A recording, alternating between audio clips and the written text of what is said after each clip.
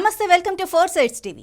Voter నమోదుపై ప్రాంగణ రాయబారులకు అవగాహన అవసరమని జిల్లా కలెక్టర్ రాజశేష, అదనపు కలెక్టర్ రమేష్ చెప్పారు.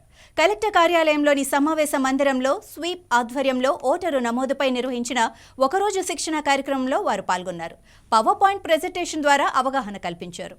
ఈ సందర్భంగా జిల్లా కలెక్టర్ రాజశేష, అదనపు కలెక్టర్ రమేష్లు మాట్లాడుతూ ప్రాంగణ రాయబారులను కళాశాలల ప్రిన్సిపల్ సూచనల మేరకు నియమిస్తామని వివరించారు. ఓటరు నమోదుతో పాటు ఈవీఎం, వీవీప్యాట్ల పనితీరుపై అవగాహన కలిగి ఉండాలన్నారు. రానున్న ఎన్నికల్లో మెదక్ లోక్సభ నియోజకవర్గంలో 100% పోలింగ్ నమోదు లక్ష్యంగా పనిచేయాలని పిలుపునిచ్చారు. ఫస్ట్ ఏప్రిల్ 2024 క్వార్టర్ ప్రకారం కూడా ఎవరైతే 18 ఇయర్స్ నిండుతారో వాళ్ళు కూడా అడ్వాన్స్ అప్లికేషన్స్ ఇవ్వచ్చు. ఇప్పుడు కూడా అడ్వాన్స్ అప్లికేషన్స్ ఇచ్చిన తర్వాత మనం ఆన్లైన్ చేసుకొని మనకి ఆటోమేటిక్ గా ఆన్లైన్ లో ఫస్ట్ ఏప్రిల్ తర్వాతనే ప్రాసెస్ చేయడానికి అవకాశం ఉంటుంది.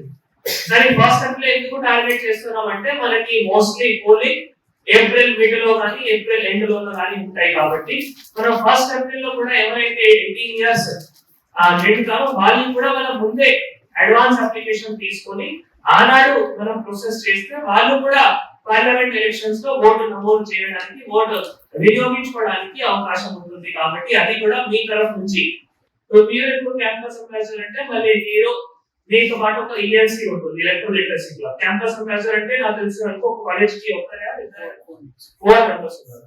4 మెంబర్స్ అంటే మళ్ళీ ఈఎన్సీస్ లో ఎక్కువ మంది ఉంటారు. ఒక్కొక్క ఈఎన్సీ లో 10-15 మెంబర్స్ ఇలానే ఉంటారు. ఈఎన్సీ లో మరి ఒక ఫ్యాకల్టీ ఇన్ఛార్జ్ కూడా ఉంటారు. సో ఇక్కడ ఫ్యాకల్టీ మాకు ఎన్ని రోజులు కావాలి, నేను ప్రతిరోజు ఏం యాక్టివిటీ చేయగలుగుతాము, అది మీరు ఫ్యాకల్టీ ఇన్ఛార్జ్ తో డిస్కస్ చేసుకొని మళ్ళీ అక్కడ ప్రిన్సిపల్ అప్రూవల్ తీసుకొని యాక్టివిటీస్ కూడా ఖచ్చితంగా చేయాలి. సో నాకు తెలిసిన వరకు ఎక్కడైనా ఫ్యాకల్టీ ఇన్ఛార్జ్ యాక్టివిటీ చేయకూడదు, ఈ యాక్టివిటీ చేస్తే ఇబ్బంది అవుతాయి అని చెప్పాలి.